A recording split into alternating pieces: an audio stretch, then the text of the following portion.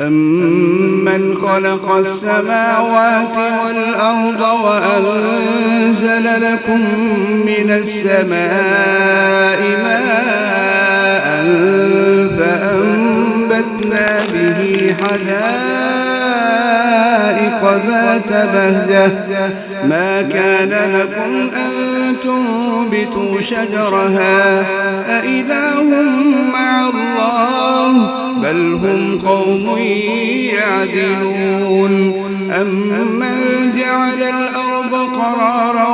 وَجَعَلَ خِلَالَهَا أَنْهَارًا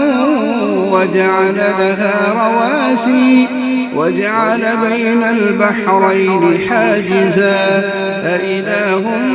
مَّعَ اللَّهِ بَلْ أَكْثَرُهُمْ لَا يَعْلَمُونَ